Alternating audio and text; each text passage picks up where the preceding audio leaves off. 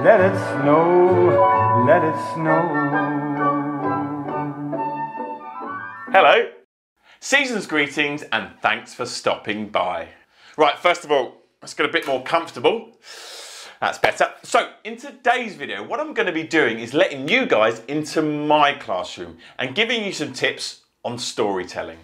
I'm going to be giving you guys my best advice to getting your kids interested and engaged in any story. However, in today's video, I'm going to set it against the backdrop of Cambridge's new festive tale featuring Fitz and Will, The Festive Adventure. A great festive tale suitable for all primary learners. As ever, if you're new to the channel, please don't forget to click subscribe below.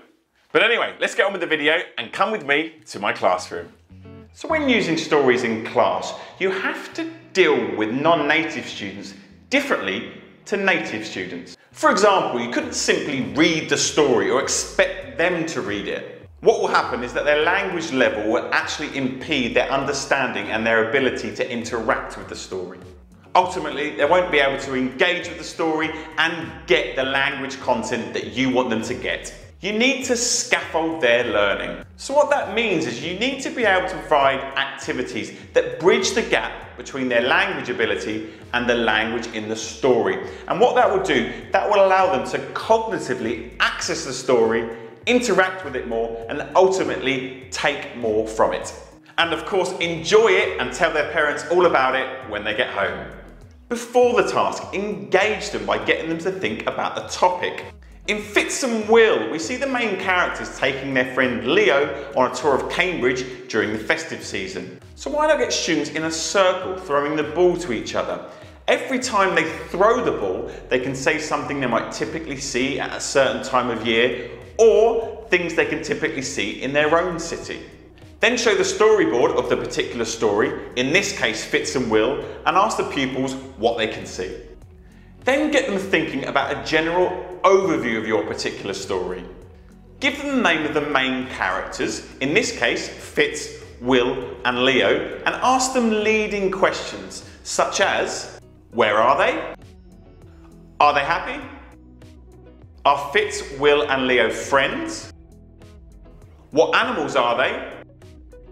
Remember, kids love talking about animals. And what are Fitz, Will and Leo doing? For the yes/no questions, you can get them to respond interactively by, for example, moving to one side of the classroom for yes and the other for no. Take a few slides in which it's obvious what's happening, like you can see on your screen now, and ask them either prediction questions, in this case it would be where are Fitz, Will and Leo going to go, or simply ask them to tell you what's happening in that particular slide.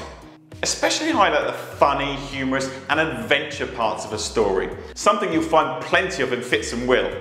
And now on to listening and acting out the story. I would recommend a gradual process in which you expose them to the language initially and gradually build them up to being able to use it themselves. A general process might be play an audio of the story and stop after every scene and ask them what happened. Then split the class into characters while you play the narrator. Ask them to read and play the characters and also use actions and intonation to really get into the story. Then repeat the above step but use a group of students as the narrator. After that, break the class down into groups of 4 and get them to do it again. And finally, this is the most important part, get them to perform it in front of the class. Like previously, encourage them to use props, use actions and intonation to really live the story. Acting out a story is great for kids and helps them build skills for the future. The challenging situations that stories can present. In Fitz and Will's case, giving Leo, who has limited English, a tour around Cambridge, can develop empathy and other aspects of their emotional development. Their collaboration skills are developed by working in groups, while you can also develop their creative thinking skills by giving them tasks such as thinking about how the story could end. To finish off, I would play some games to further practice the language of the story. My 2 personal favourites are, you say some text from a certain scene and the students have to listen and then speed draw that scene in 30 seconds. Or my second game would be where you pin stills from the storyboard on the whiteboard. Two students stand in front of it, and then what you do, you read out the text from a certain scene. The idea is that the students listen to you, see which still the text is from, and then the first one to slap it is the winner. To maximise production in class, you could then break them down into smaller groups with each student taking turns to be the teacher.